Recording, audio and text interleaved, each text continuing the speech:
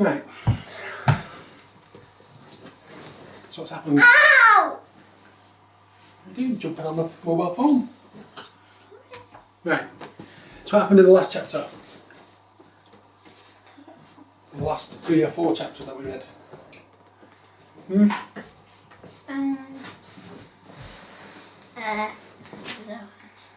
That interesting, eh? They went to the park and they saw some people putting up some. Oh yeah, there's seen loads of red dots. Yeah. There's seen loads of red dots. Who's talking? Go on. Yeah, and you see some work people putting up security things. Yeah. In the park. And where else have they put them up? In the house. In the house. Don't eat them. They're full of sugar. Please let me have them. Have them with a meal.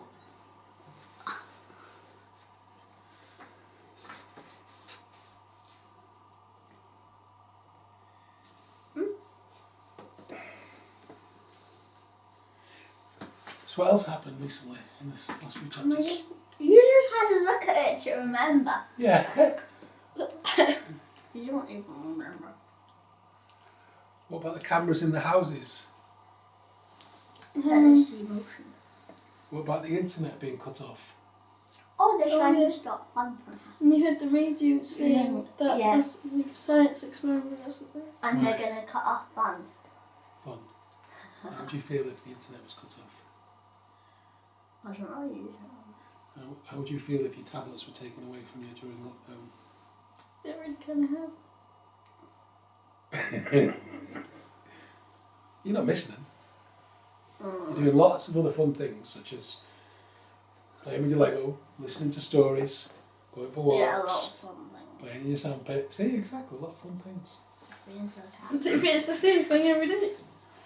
That's No, that's Groundhog what gets Day. boring and boring and boring and boring.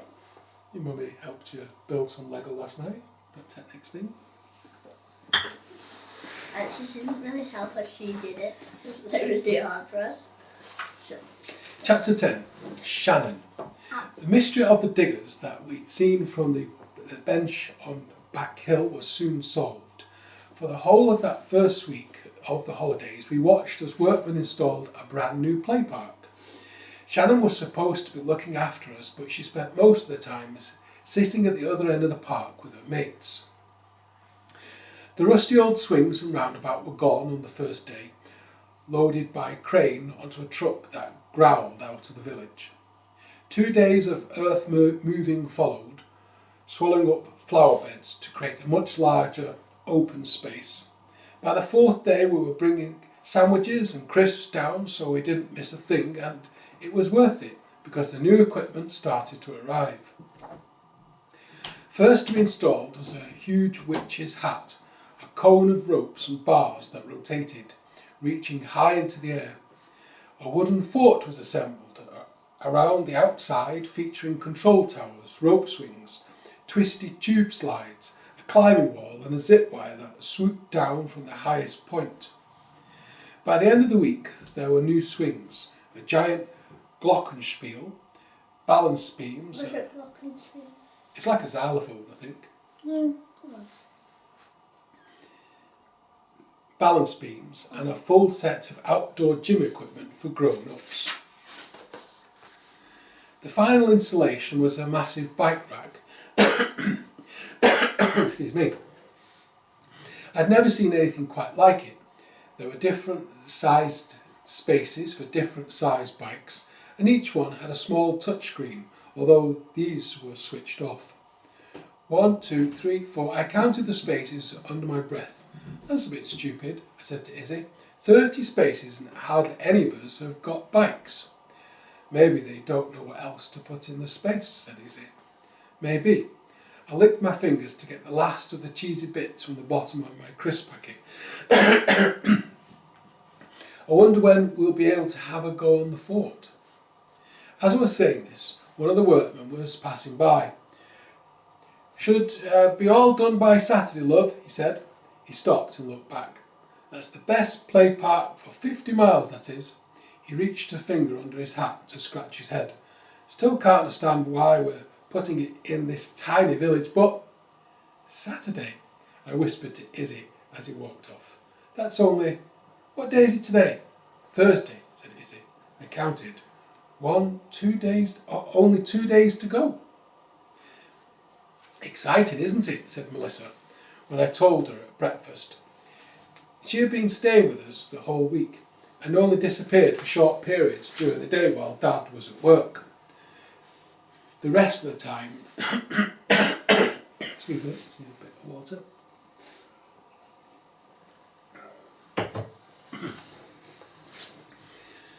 The rest of the time she sat on Dad's bed with a laptop, occasionally shutting the door to make a phone call.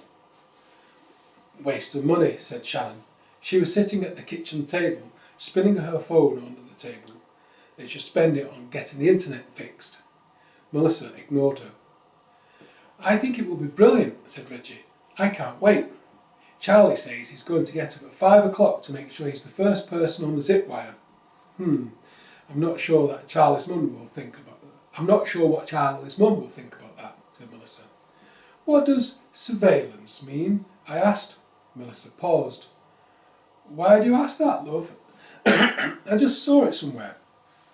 Well, it means spying, interrupted Shannon, like they're doing on us.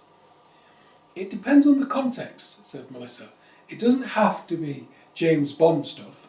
In some cases, it means that someone is looking after you without necessarily being there in the room.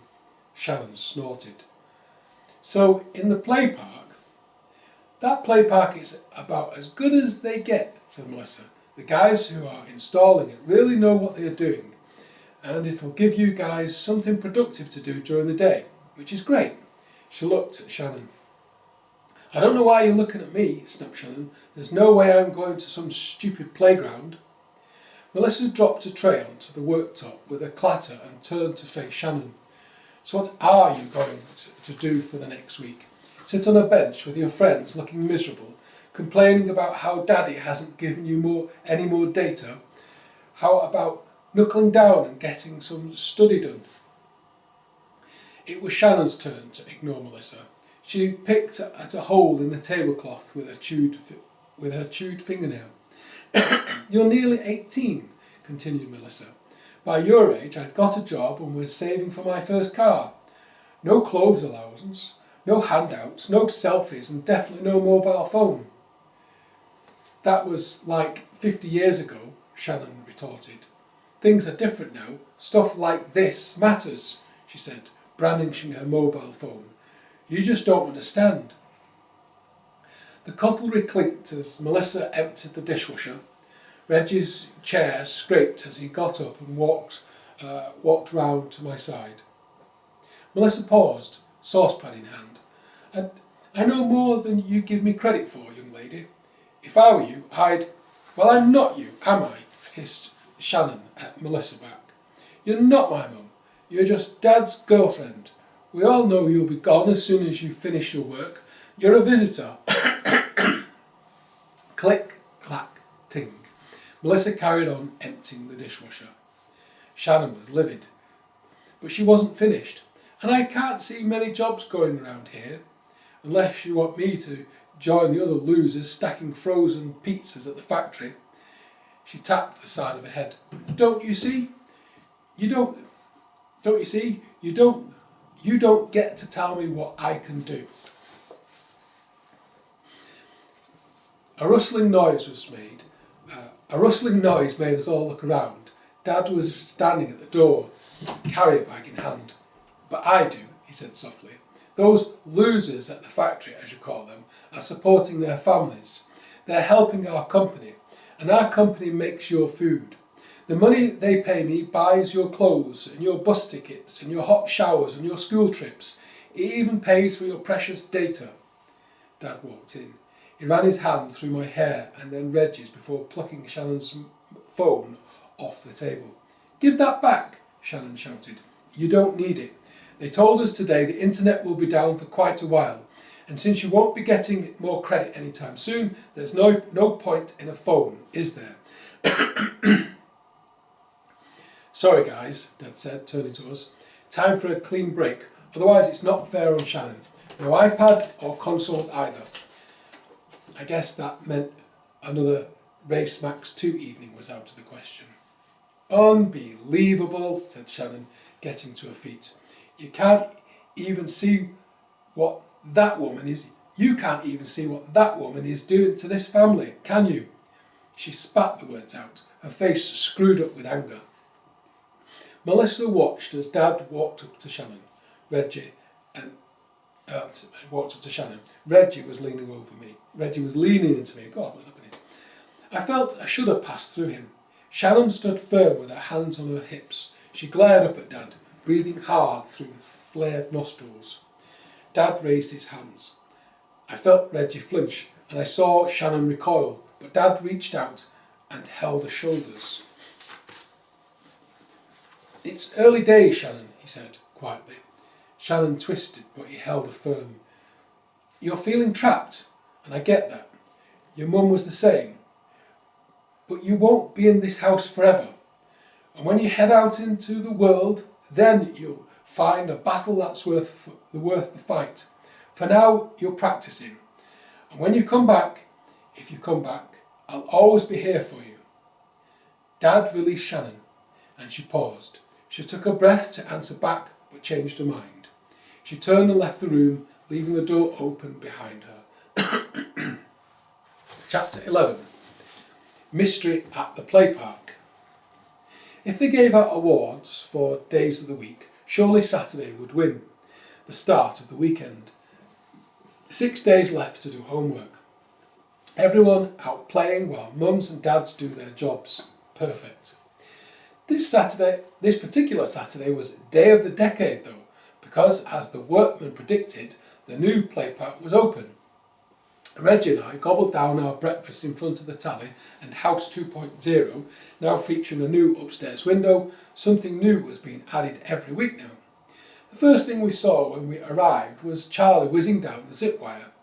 Dad once described Charlie as a solid little unit, like a remote-controlled battering ram. He was hanging on sideways, crazy hair waving everywhere, screaming in delight. As he came to a stop, his head bonked along the new rubber matting, but he didn't even seem to notice. It's brilliant, he shouted at us, crumpling to the ground. I didn't need telling.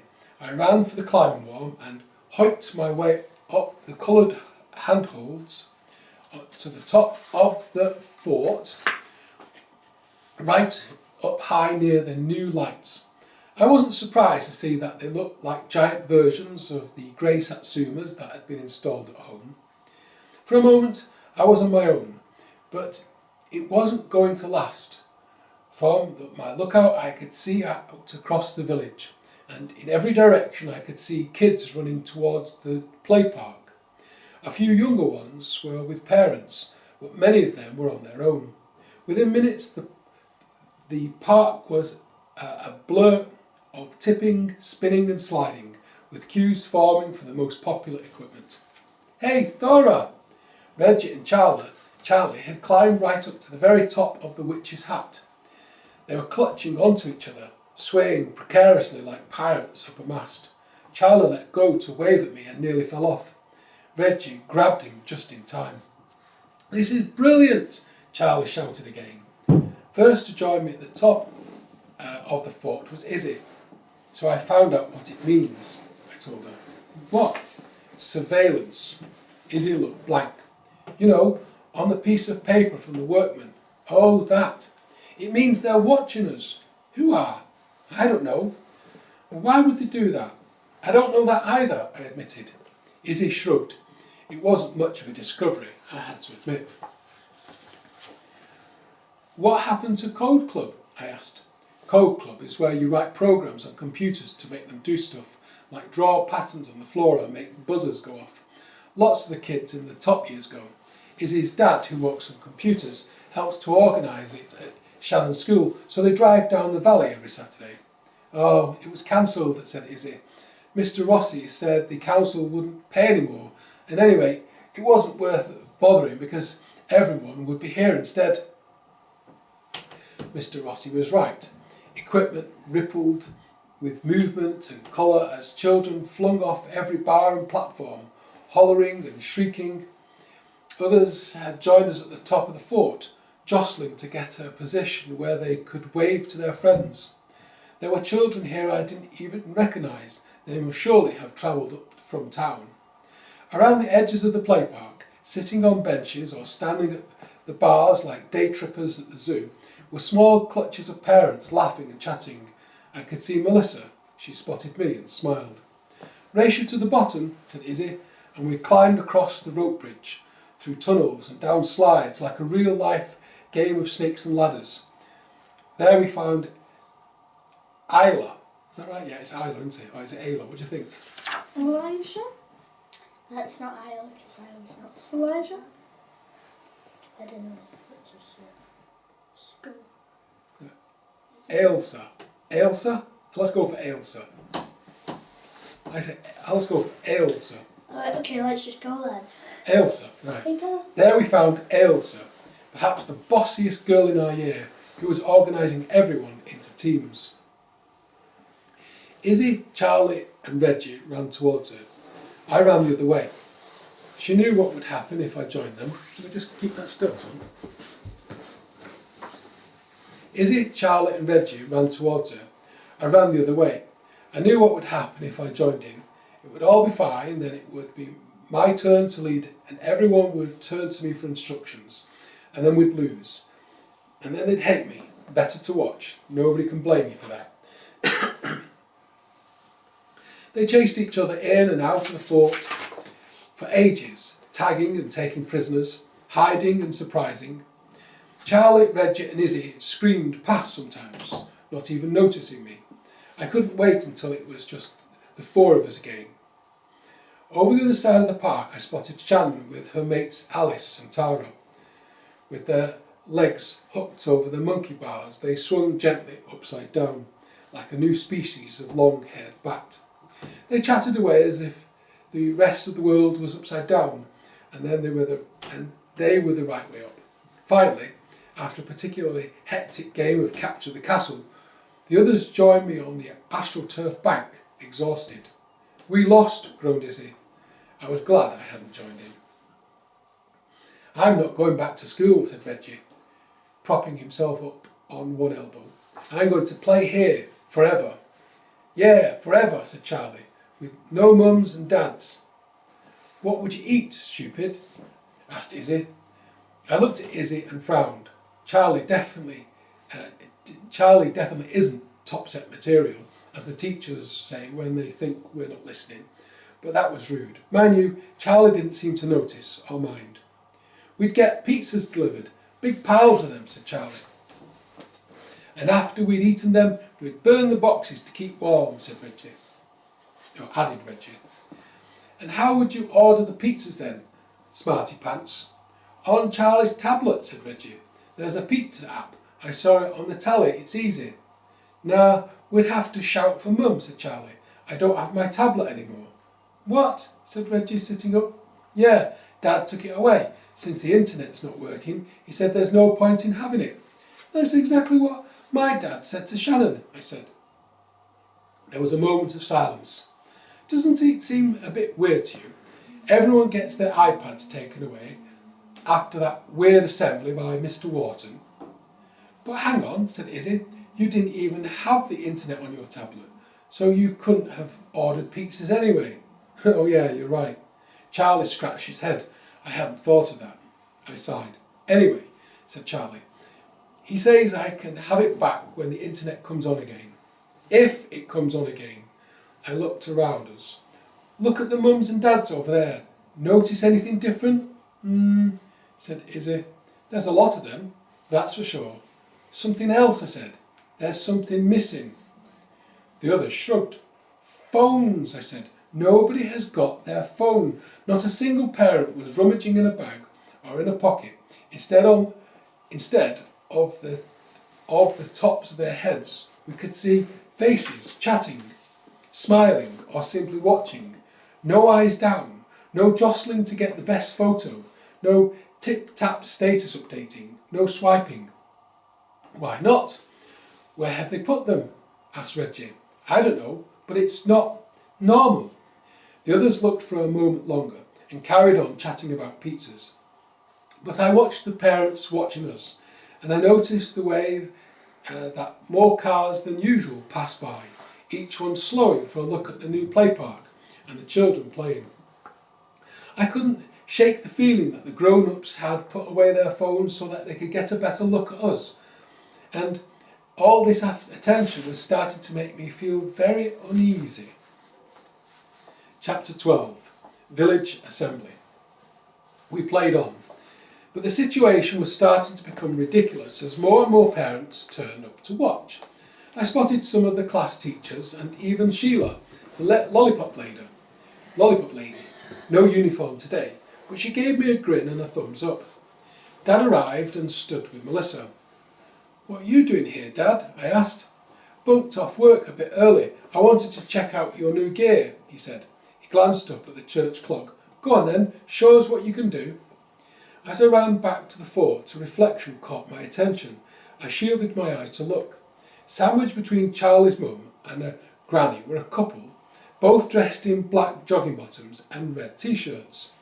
I didn't recognise either of them, and the suntan suggested they definitely weren't from around here. The glint came from a large camera being carried by the other man on his shoulder.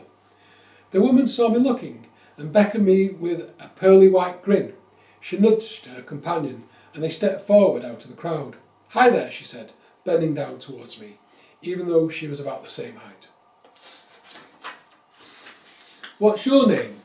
"Thora," I said. "Thora Batty. Who are you?" "Me and my friends are from the council." She pronounced council as if it were two separate words. Council, maybe. Council. "We're making a film about your fantastic new play park. Can I ask you a few questions?" I looked at the round, blank lens. "I won't be on the telly, will I?" She looked at the man, who shook his head slightly. "It's for staff, really, but we'd like to find out what you think. It'll be fun." Before I could have a chance to think, she reached out and swiveled me round slightly to face the man and his camera. "Ready? Just ignore the camera and talk to me." She put her arm around my shoulder. A red light came on and we waited. After a minute, the man, who was wearing an earpiece, held up his fingers and counted down. 3, 2, and he mouthed the word 1, and then made an OK sign with his free hand. In an instant, the woman's expression changed completely. Her eyes opened wider, her eyebrows went up, and she smiled as she talked, a clown's face with less makeup.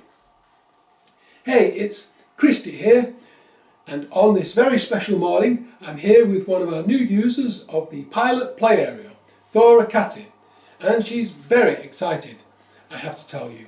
Let's find out." "Batty," I said. "Sorry? Thora Batty, not Catty. I might not have the most sensible name in the world. My mum called me that because she said I was wrinkly when I was born, like an old lady off the telly. But it drives me bananas when someone gets it wrong. It's not hard to remember." "Ah yes, Thora Batty, I'm sorry," said Christy, not looking sorry at all. She moved round to stand beside the cameraman. "So what do you think of your new play park?" "It's great," I said, because it was. "The best one I've ever been to." "What's your favourite thing about it?" "Probably the fort," I said. What's that big bike rack for though?" "So, do you think you'll be using it a lot now?" said Christy, ignoring my question. "Yes, I guess so." I maybe sounded a bit dopey because I wasn't really concentrating. Over Christy's shoulder I could see 2 more teams of cameramen dressed in red and black filming the children on the play equipment. "Well, it sounds like the fun has only just begun down here," said the cameraman. No, she said to the camera. "We'll be covering all the action throughout the day with lots more coming up, but for now it's back to you." The camera's red light turned off and Christy's face returned to normal. "Thanks, kiddo, off you go." "What is the bike rack for though?" I asked. "It's not like many of us have even got bikes." For the first time, Christy met my gaze. I promise you'll find out soon enough, sweetie."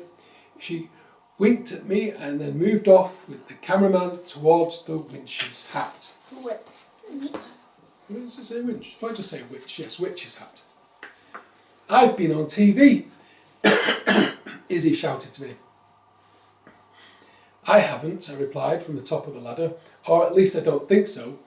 What did they ask you? Ah, nothing much. Just if we were having fun, stuff like that. At the far end of the park, through the vehicle gates, a gigantic white truck was slowly reversing. With grunts and beeps, it crawled towards us, guided by a team in red t-shirts. As the front of the truck cleared the gateposts, a small group of adults followed on foot. I didn't recognise anyone, but one immediate spot was.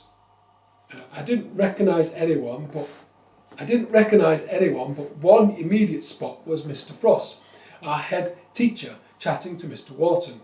What on earth were they doing here? The reversing truck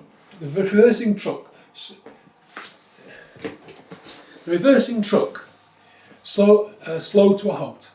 The engine was switched off and the rear doors opened, though hanging rubber strips stopped us seeing what was inside. Oh, I think I'm going to sneeze.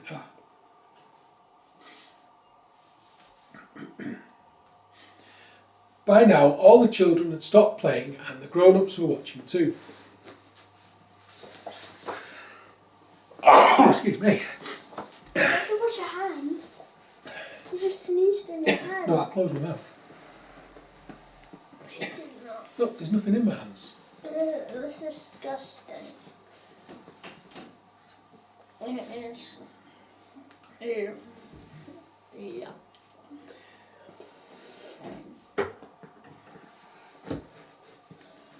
I noticed that the camera crews were now filming the truck.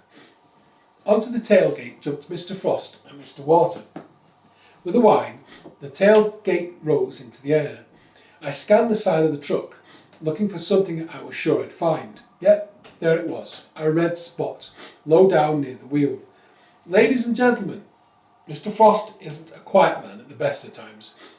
And as children and grown-ups hushed, his voice, amplified by speakers somewhere in the truck, bounced back from the fells around. Ladies and gentlemen, children and parents of Rain and Shine Academy, and esteemed visitors, we are thrilled so many of you could come today. Children, it looks as if you're making the most of our fabulous new play park.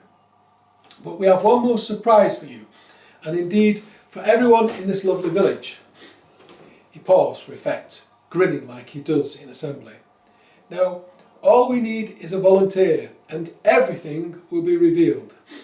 There was a burst of shouting and waving arms as children everywhere tried to catch Mr. Frost's attention.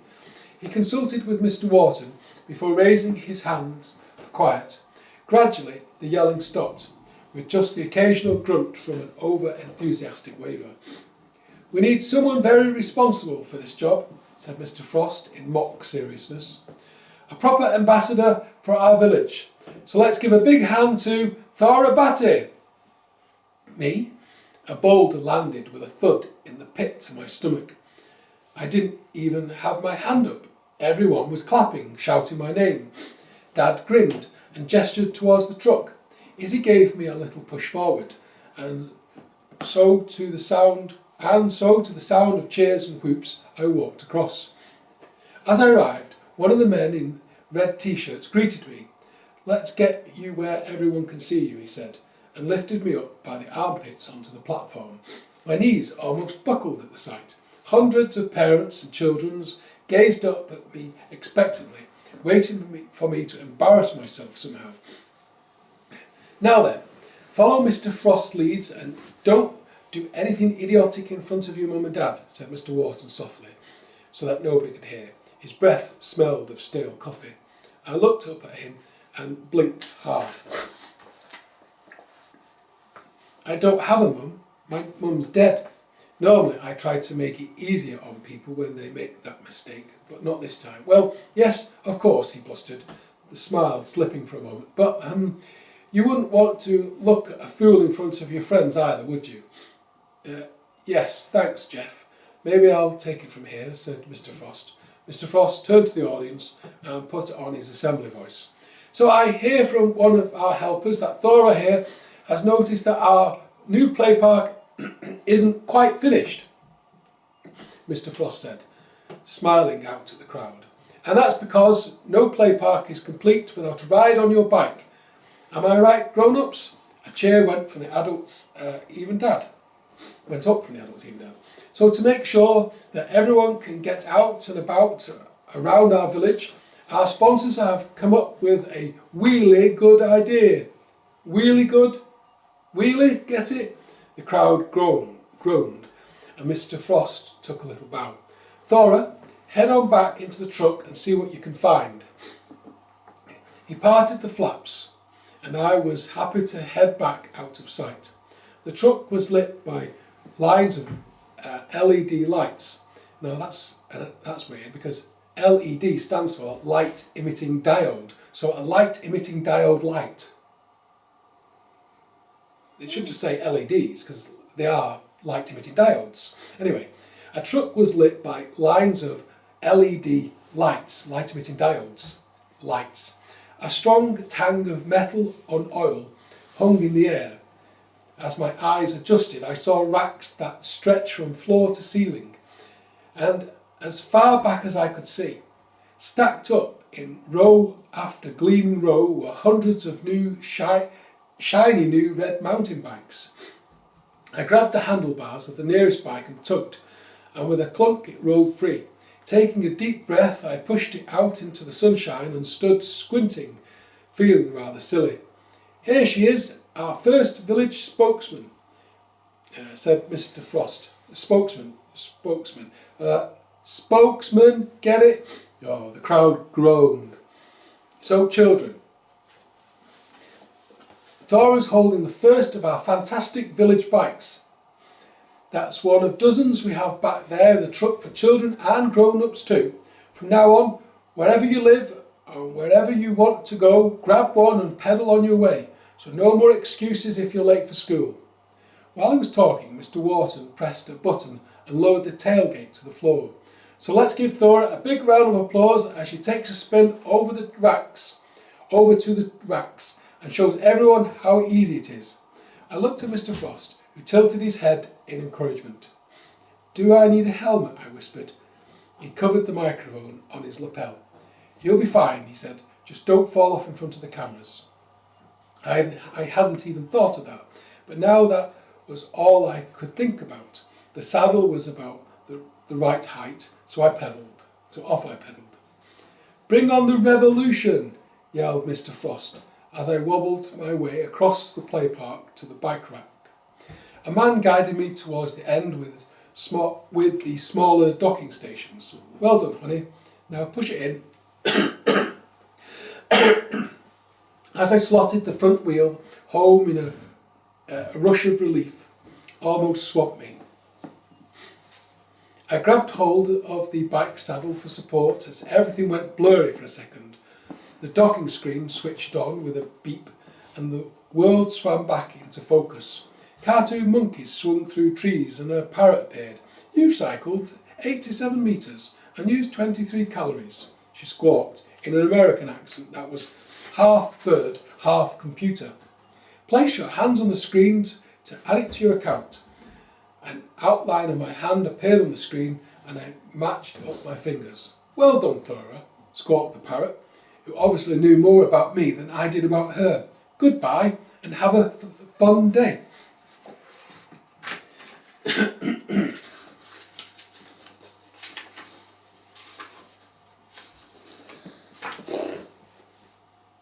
Okay, that'll do it for now. Chapter 13 next.